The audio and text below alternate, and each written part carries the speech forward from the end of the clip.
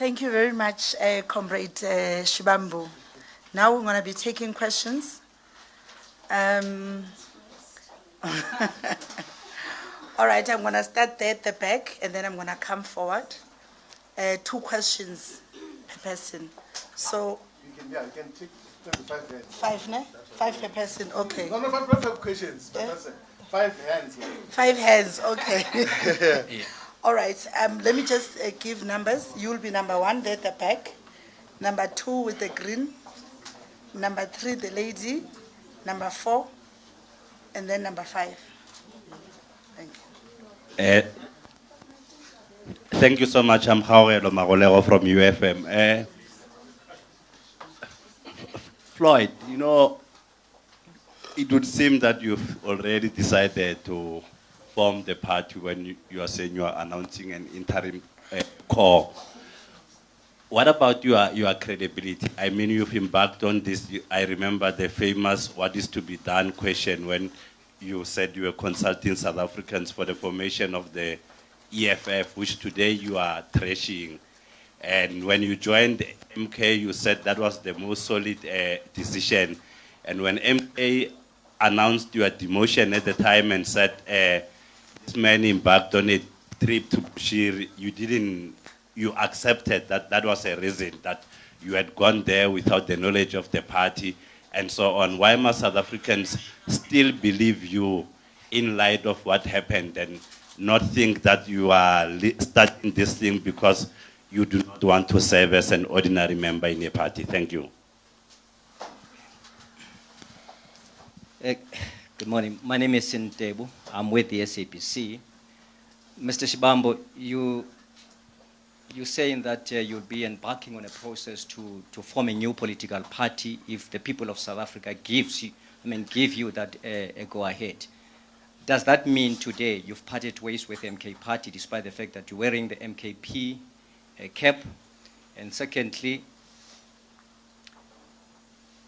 what are you saying to those people who are saying mushrooming of black political parties, in fact, are just meant to divide the black vote? Aren't you seeing yourself as maybe part of those who are duped into forming political parties only to benefit the very same people that you are saying are the white monopoly capital, because those people seem to be getting funding from the very people that you accused as the white monopoly capital? I've got a number of questions, but I think I will stick for two. Okay, sure. Thank you very much. My name is Yanda Ngobo from Newsroom Africa. Mr. Shivambu, just to follow up on Deb, what's your current status in the MK party? Have you officially resigned? If so, when did that happen? And you say you're going to be traversing parts of the country and different regions. Where are you getting the money for this? How exactly are you going to be going about it? And then I just want to go back a little bit here. With regards to your Bushiri trip, I mean, you and I sat down 3 weeks ago where you basically said, that the leader of the MK party knew about this trip. Did you ever get a chance to sit down with him one-on-one to discuss this? You've already told us about intelligence reports.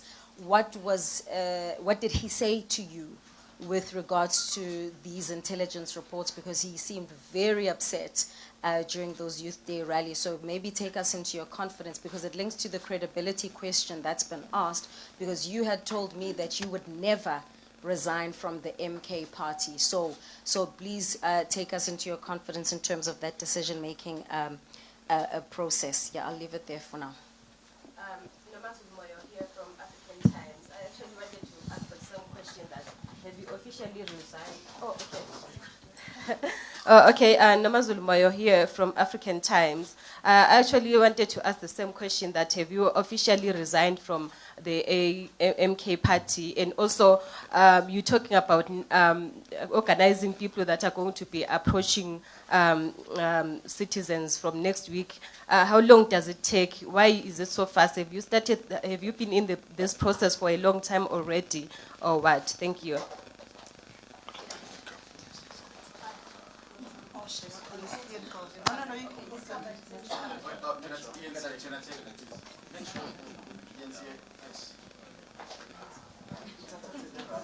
Willie Chiti Jones, ENCA. Mr. Shivambu, just two questions. How long will this consultative process take? And obviously, when you are going to people, this interim structure has to go under a banner. So what will be the name of this organization or structure that will be presented to the people during this consultative process? Thank you.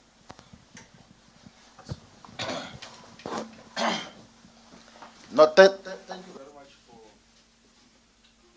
you very much for the questions. I have not resigned from Mkhonto weSizwe, and I will never resign from Mkhonto weSizwe.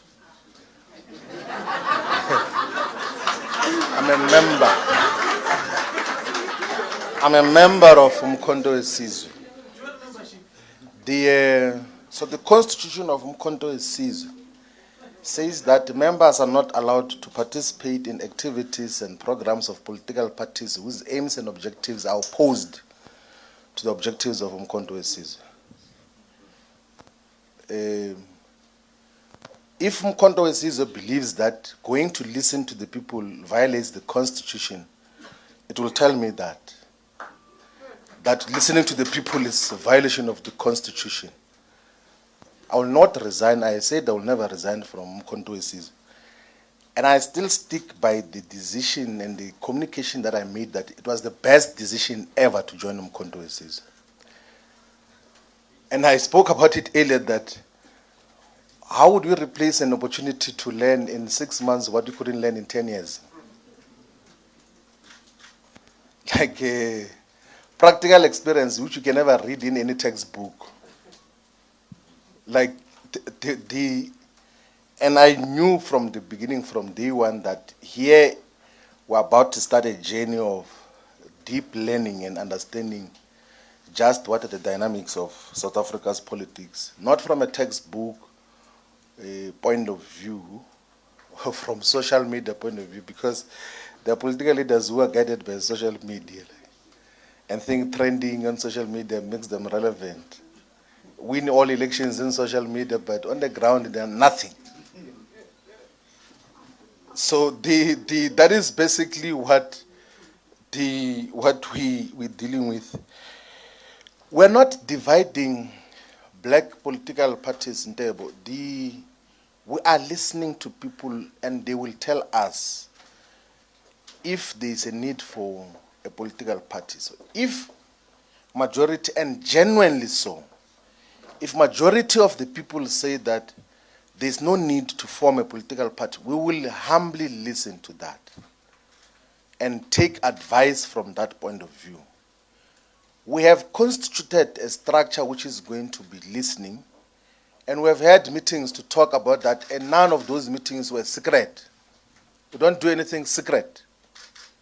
It's open. Even tomorrow and Saturday, we're going to have a meeting represented by all leaders from the whole country. Some are members of the ANC, some are members of the EFF, some are members of the MK. And there's nothing wrong with people meeting to say we're going to listen to people. If their parties have got a problem with their members going to listen to people, then it's their own issue. So listening we're going to do.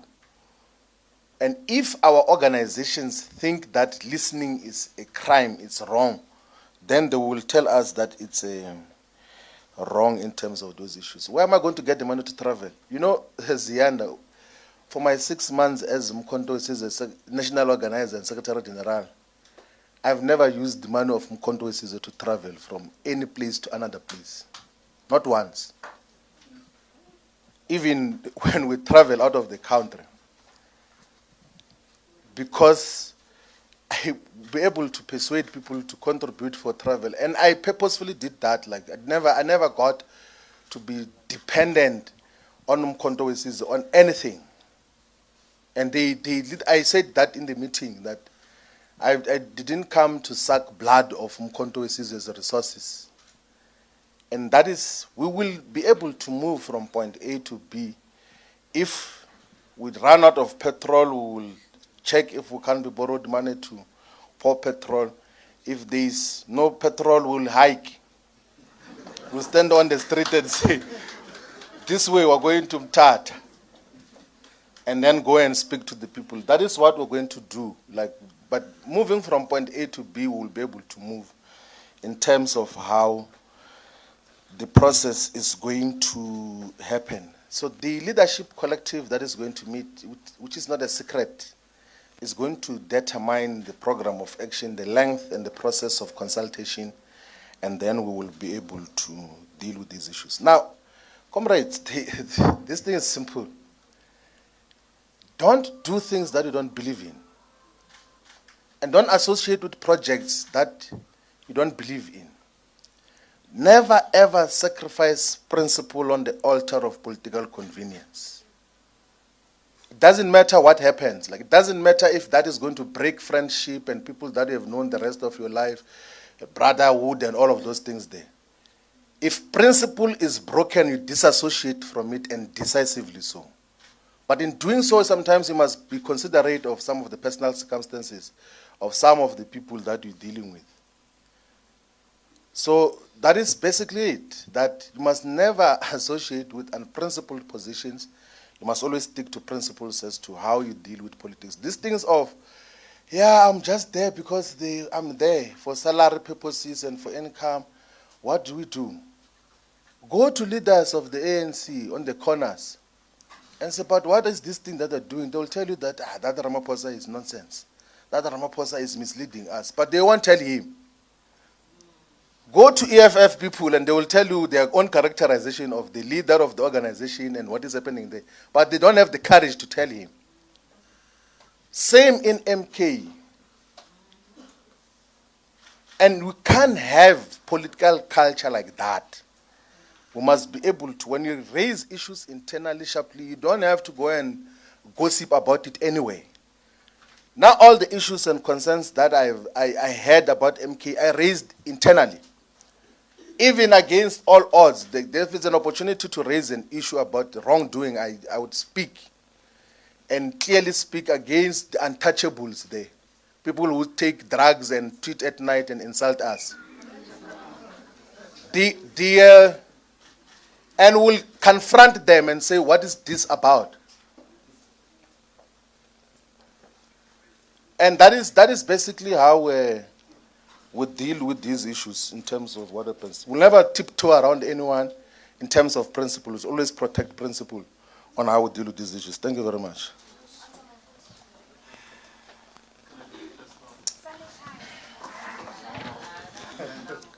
Thank you very much, comrade. Number 1, number 2, Sandile. Number 3, number 4, number 5. We're going to attend to everyone, don't worry. Thank you. Number 1. Okay, I'm Kopano with MDN TV. Just 2 questions. What happened to unity under the MKP? And then my second question is that, Mr. Shivambu, do you feel like you were being used as a tool to destabilize the EFF? Thank you.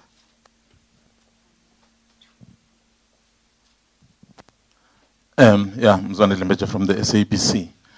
Mr. Shivambu, you're talking about people stealing money, people doing all wrong things, and people looking to get you removed, writing all those reports.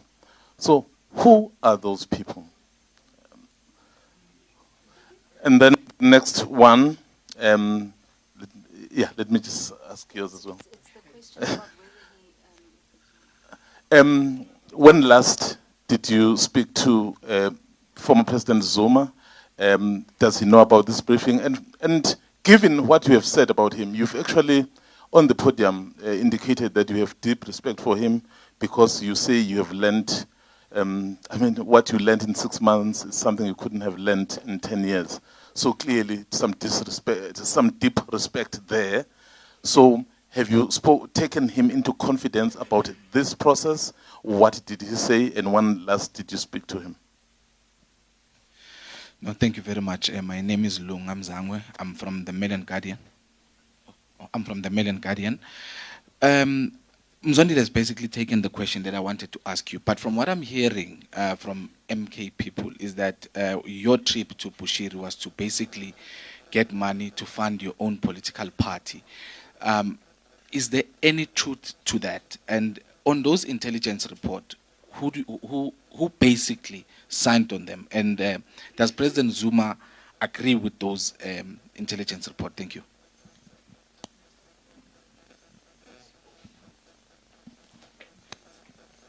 Good day, Nkosinathi Shazi from Power FM News. Mr. Shivambu, I just have one question. You've probably weighed up all the possible scenarios. Are you ready for the consequences on if the people say we do not want a political party, you reporting back to Umkhonto weSizwe? And my second question, if the people do want a political party, could this be the start of your new solo personal political journey? Now, of course, in that context, what I mean is when you were at the EFF, you're always seen as the number 2 of Umalema, despite being the brains of the EFF. You came into Umkhonto weSizwe, a national organizer, secretary general. You've described them as an ethnic party. You've been demoted to parliament as a member of parliament. So is this your moment, your defining moment in politics where you say, you know what, I'm ready to do this alone. I'm ready to go at it despite my circumstances. Thank you very much. Good afternoon. Is it on? Good afternoon. My name is Sisanda Mbolekwa from the Sunday Times. Mr. Shivambu, for clarity, the decision to move from the EFF to the MK party, you called it the best and the sound or solid decision. I'm asking you if you do not regret that moment, reflecting upon where we are today. And secondly, you say that you're going to retain your membership of Umkhonto weSizwe party. Can we reasonably expect South Africans and the electorate to take the MK party seriously as a political vehicle when it's been consistently characterized by chaos and fiefdom around President Zuma? Thank you very much.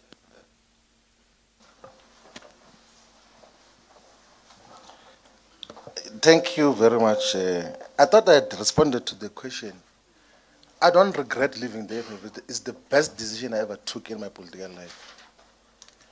Because we're legitimating rubbish there. And there was no way that you could dedicate your intellectual muscles and work. And in practice, you realize that this thing which we said we are standing for is not principle. Check the conduct of EFF in government and what gets to legitimate such. That was the best decision ever. And everyone that we spoke to, this like they, like they were to criminalize him by saying, hey, I will never trust a person who knew that the deputy president is leaving.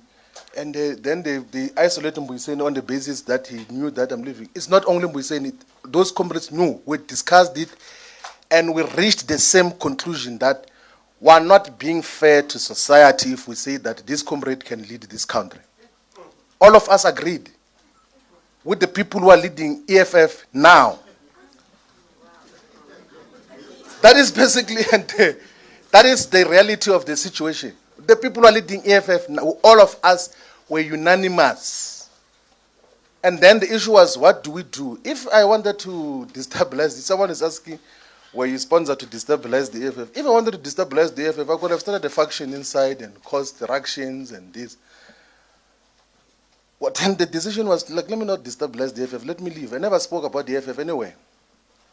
And also in respect of the responsibilities that I had, that if I was national organizer or secretary general and then speak about the EFF, it was going to be confused as if I'm speaking on those platforms on behalf of the organization. In terms of how we got to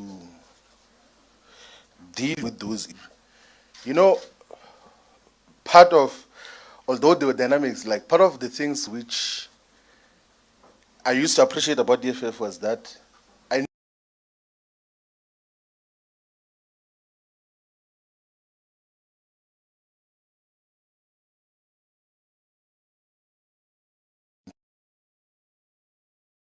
realized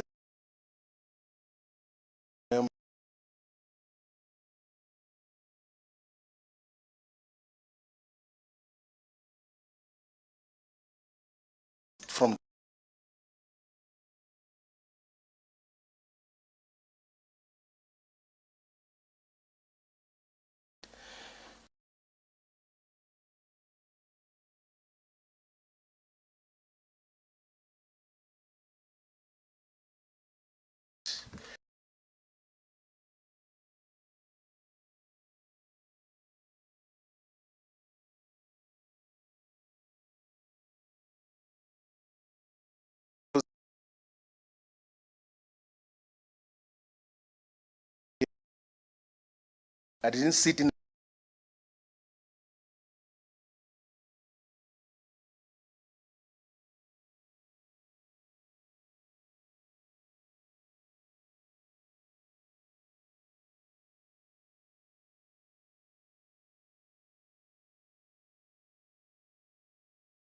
general or national organizer or anything. Not once did I go and speak to President Zuma and say, please don't remove me as SG here, I'm the best and everything is there.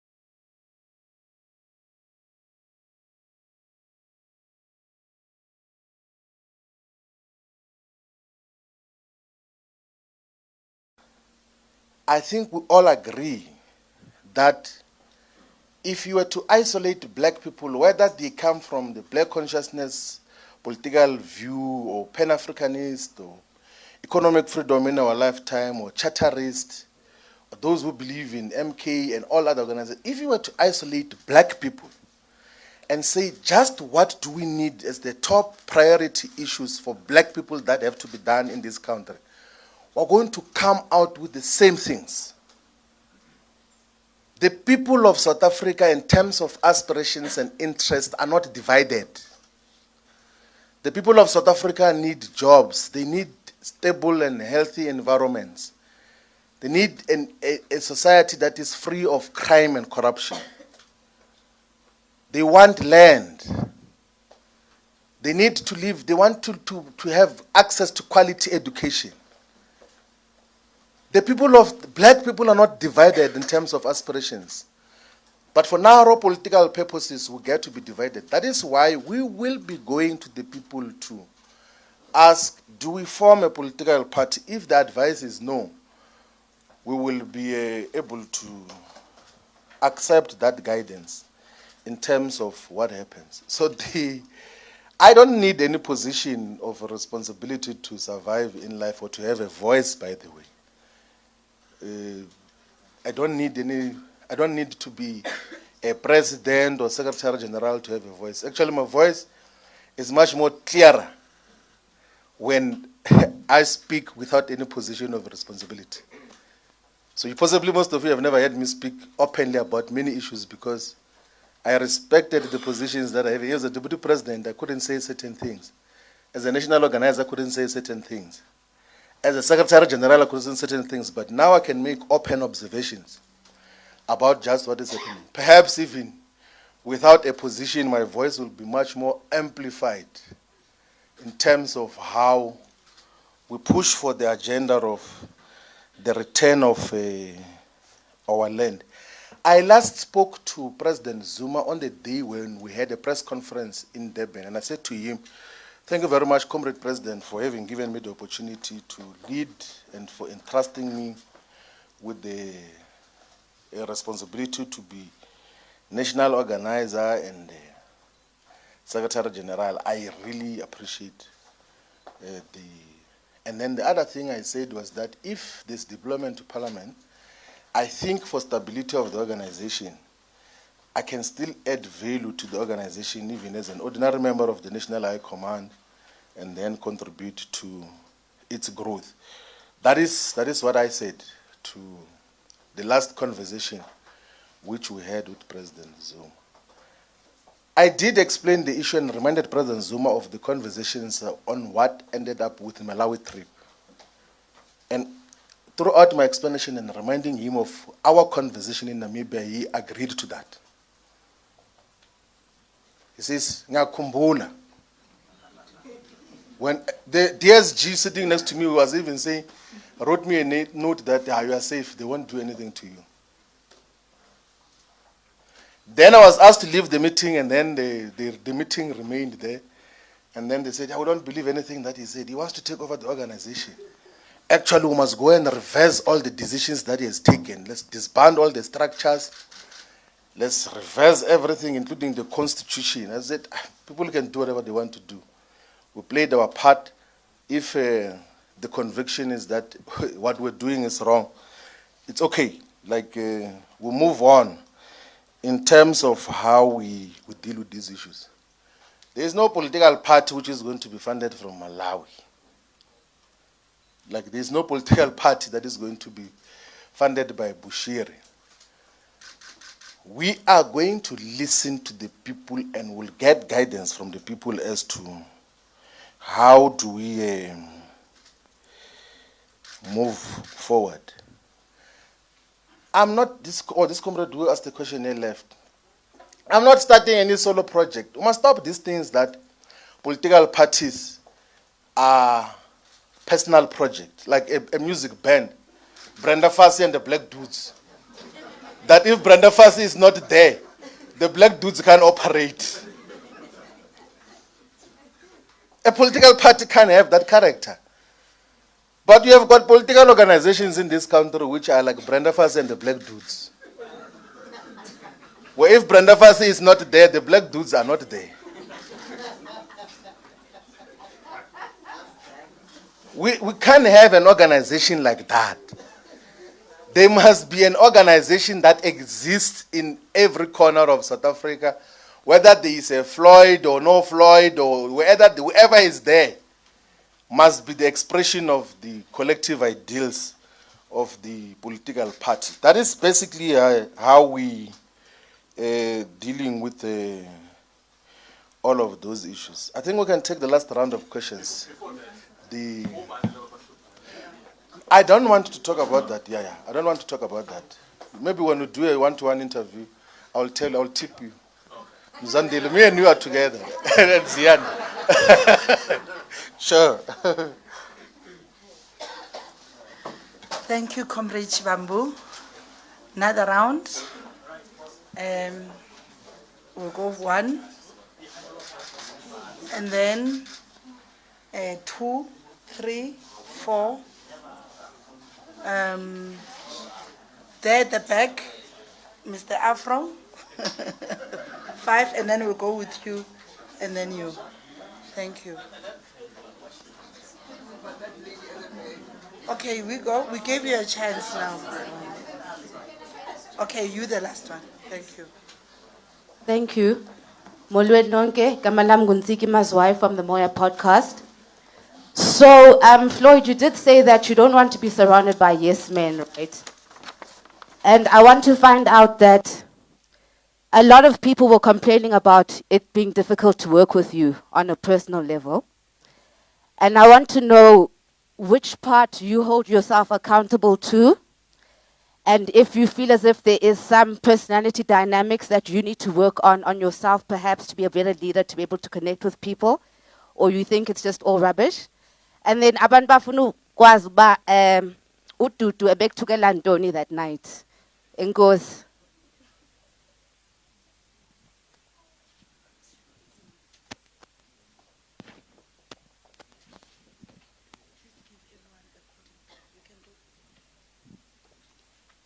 Good day. It's Wikanyo MDN TV. Mr. Floyd Shivambu, I only have one question for you because my other colleague have already raised other question. Given the reports of your marginalization within the MKP on the basis of ethnicity, do you believe the party operates with the tribalist tendencies? And with your experience, can you confirm or dispel the notion that MKP is fundamentally tribalist in character?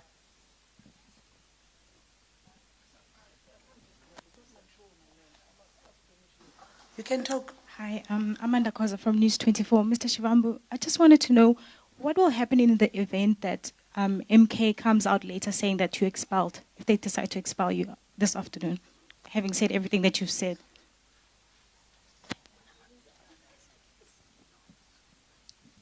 Thank you. It's Corinda from Kaya 959. I'd just like to confirm, would this briefing be the first time that other members of MKP are hearing about your plans to try and launch another party, including the former president? And then, sir, you say you won't resign, but you're looking to launch another political party. So if that works, then how would it add up? Would you be then campaigning for both parties? Thank you. Okay, Tiseto Malau from PEM News.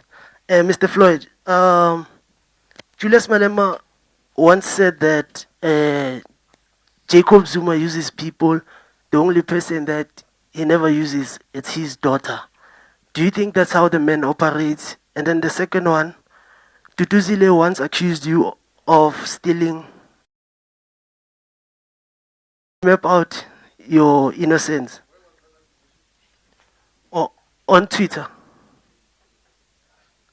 Okay, mismanaging funds, sorry. Mismanaging funds. Sorry, mismanaging funds, sorry.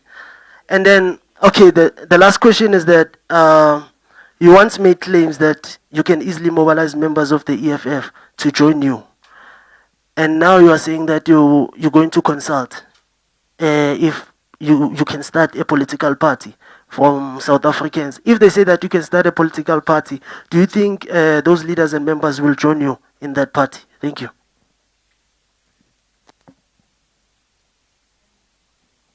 It's you. The lady with the, yeah. All right, my name is Thando Mayeko and I'm from the Business Day. Mr. Shivambu, just please explain the banners behind you. I think you forgot to explain the name of this organization. What is it? Is it an NGO? Is it a church? What is it?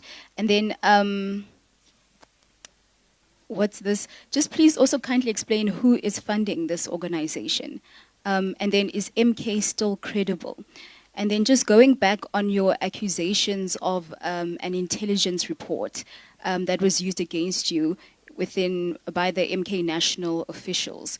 Are you surprised that an intelligence report was used, considering that the State Capture Commission or the Zondo Commission found that former President Jacob Zuma used to use intelligence reports against his political defectors? Thanks. Okay.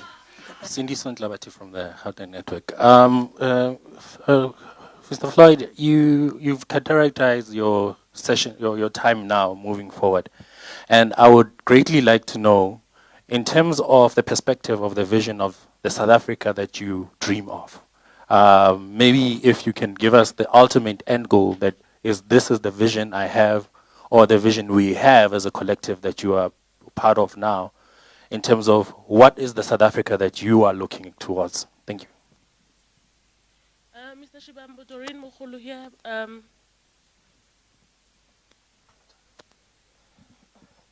Mr. Shivambu, Doreen Mukhulu here from Scholar Africa. I just want to find out, you're speaking about fake intelligence. I want to find out, were there any power dynamics within the party, in the MK, that to a point that they had to make the fake intelligence to push you out?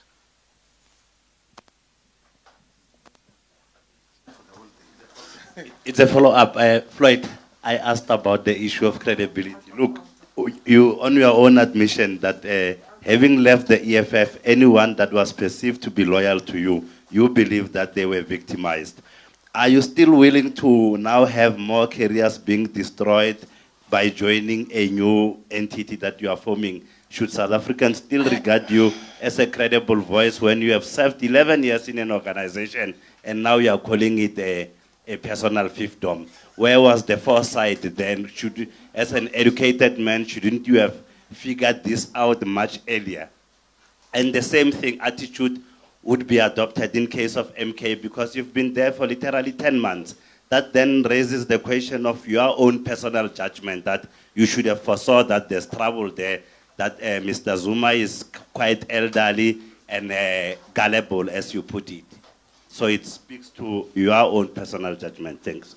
I think that is your opinion. Let's give it to you. It's your own opinion. Like, it's not a question. Like, really, and we can't help you. And different people will have different perspectives in terms of what happens. I do you know, Ntseki, I think in conducting political work, like I think those that we have worked with before, the difficulty that they have is when we have got leadership responsibilities. One, I refuse to have private meetings or private engagements. So there is a lady from Pumalanga who, I think it's called Mary or something like that. So the first meeting I attended of MK, there was a decision, I didn't even know who she is. There was a decision to expel her, and then another meeting. And actually, in the first meeting, I even said that, please don't expel comrades, it's too early, let us go and engage with them. And it's in the minutes of MK that said, don't expel her, further engagements and all of those things. Then another decision was taken, but some of the decisions had to be written and signed by me, even when you have expressed a different view inside. Then she asked for a private meeting to brief me. Then I said, I can't do that. And I said it actually in the national officials meeting that majority of times, comrades would want to meet you privately and be buddy-buddy so that they're protected when they do wrong things in the organization. And that is the conduct that we got to deal with. You know, I'm very close to Mzobe. We always say that we have known each other for more than 20 years, but he was head of presidency. When I was doing wrong things, I'll write him a letter that you're not doing your work properly as head of presidency. And wrote it in an organizational report that, yes, and you will also give me criticisms as well that, hey, you're too closed up and all of those things, but that is how organizations are run. You can't run it through friendship in terms of how you then get to conduct yourselves. But if there are other issues, we can be able to listen to that. MK is not tribalist. It's not a tribalist organization. There's no tribalism. I never got to encounter tribalism. But I know there are people who mischaracterize the organization because also it was still at its formative stages. So there are people who truly believe that it's an organization to liberate Zulu-speaking people. So there will be those who will say that. And they will say that to the president. And there are those who believed that, but it's not the overall character of MK. These extremely brilliant comrades and activists that are in Kontowe Sizwe, who understand politics properly, organizing, mobilization, and there's never been a problem of tribalism which can be elevated. I know there was an incident now of Teniso, brilliant young man who is the leader of the MK Youth League, made a legitimate, honest, innocent mistake about referring to Tsonga speaking people as Shangan and everything else. They like it. For some people it lands well, for some people it doesn't land well. But I think a substantial number take it derogatory, as a derogatory reference. But he didn't mean bad, like he was not doing it in a vindictive and tribalist way. I know him that Teniso is a proper comrade who has got a bright future in the politics of South Africa. So there's no tribalism in the organization. I don't agree with the analysis of Julius about President Zuma. I don't. I've got to interact with him and all of those other things.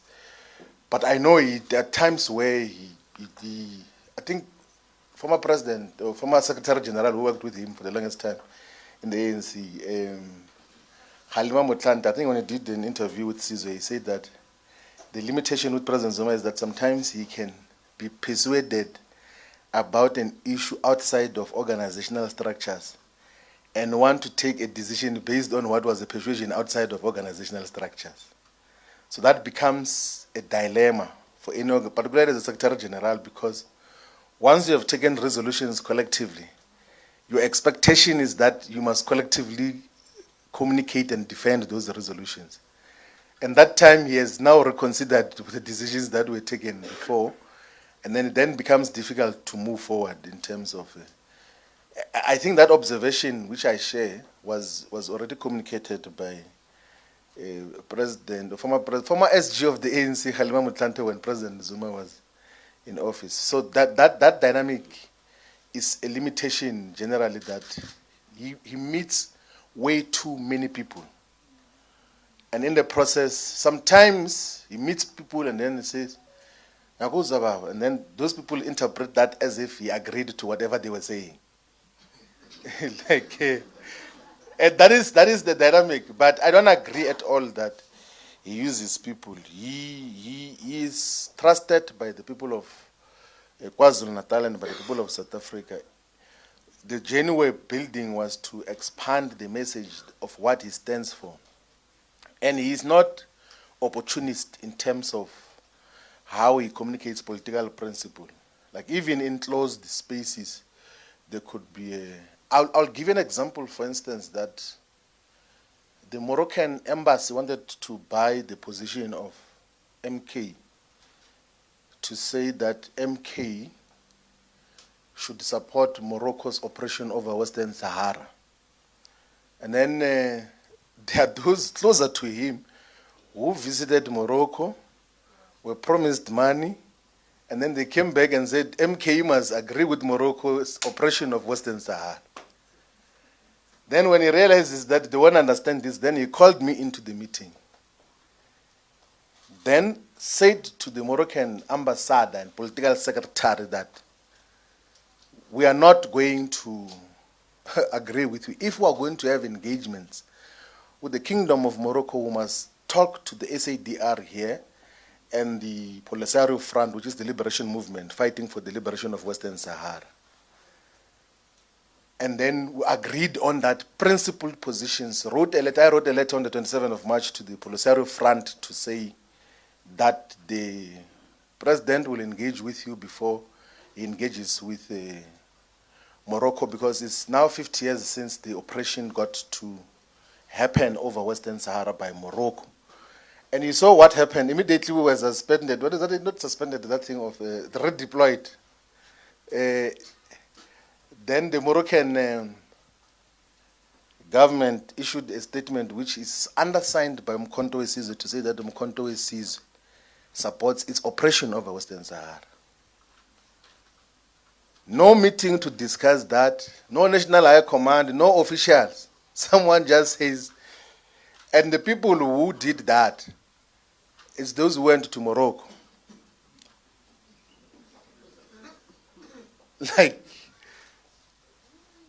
that is basically the whole thing. Like, there's no, and in the official record, in the minutes of the National High Command, is that President Zuma is going to mediate a discussion between Western Sahara Liberation Forces and Morocco to find a settlement. It has been going in for a very long time. But after, immediately we leave, because they couldn't do that in our presence, obviously. They couldn't. Then they saw an opportunity that, yeah, now we're going to maybe press that jukebox or to sing for us. And then and you can see that statement, which is issued in the name of MK, is written by the Moroccan embassy here in South Africa, to impose a position on MK on the basis that there will be money exchanges. And that is what happens. Also, even with this, you remember when we did a press conference, Muslim Judicial Council.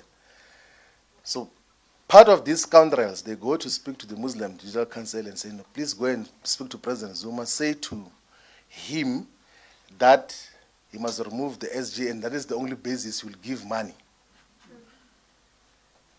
And then they go there and say, and you know, they are complaining. They say in that church of Shepherd Bushiri, there is 80 plus flags there. There's a flag of Israel as part of the flags there. I didn't even see the flag myself. They say no, because he was in a church where there's a flag of Israel. It means he's against Israel. No, it's against Palestine. And that is going to cause us problems. So you must expel him so that we can give him Mkhonto we Sizwe money.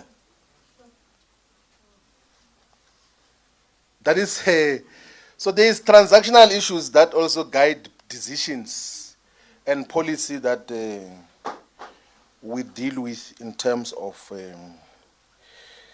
the whole issues. I wouldn't make reference to Zondo, the judge. Like, I have no respect for Zondo, zero.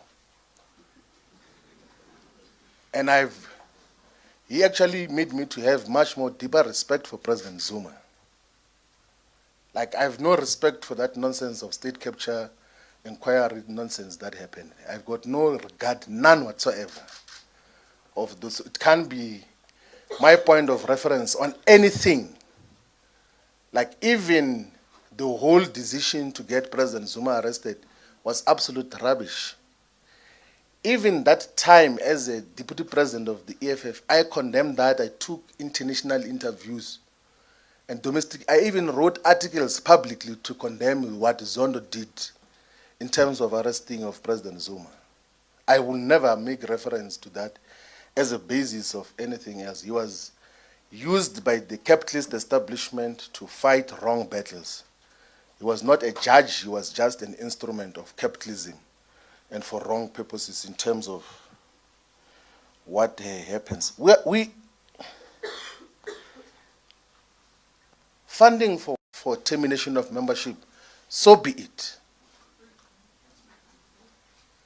It's not the first time. Like, my membership of the ANC, I was not even expelled in the ANC, I was suspended.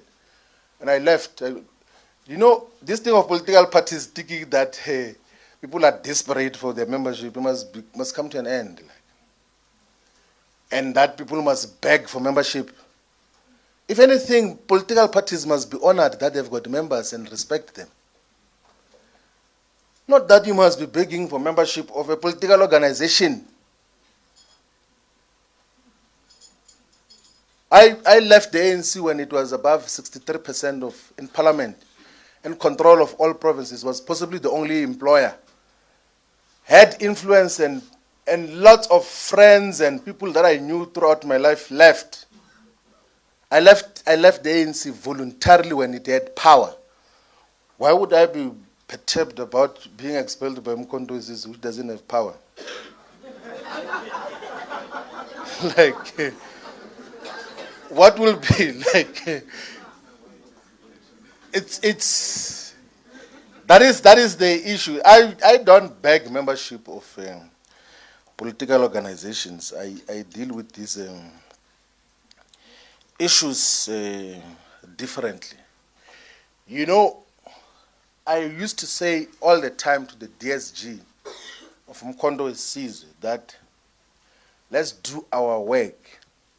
People can say whatever they want to say, they can scream and everything else. We take decisions, we implement, we go towards that are having by-elections. Before we went towards, the MK never used to win by-elections. We used to go towards to preside over volunteers without photos, without cameras, and pay attention to every little detail, and then we started to win wards. And then some people from parliament, they go a day before elections and they take photos there and they say, we've delivered the ward. After we have delivered it, Richmond we delivered. What goes out delivered? Mandeni we delivered. Like, and we do the work, and 3 months before the by-elections happens, we go there every week. And as we can't be entertaining who says what and everything else. I actually even told one of the provincial coordinators who said, hey, SJ, there are people who are talking about you here. They say you must be removed. I said, oh, man, don't ever send me such a message. Leave those things. If there's a decision to remove me, they will take it, but I'm not going to be sitting down and worried about removal and everything else. That now we take decisions and then we implement what is mandated by the collective and then build an organization on what should happen. Ladies and gentlemen, the people of South Africa, thank you very much for having listened to us speak for a very long time. We will be visiting all parts of South Africa. Next week, we're going to be announcing the leadership structure that is going to be guiding the listening process, so that we then also will be announcing just where are we going to be visiting for community engagement and interactions with our people. That is how we get to be here. Thank you very much. We are availing ourselves to be at service We are servants of the people who want to listen. If the guidance is that we must form a political party, we are going to do it decisively and lead our people towards prosperity and total emancipation. Thank you very much. Sabong.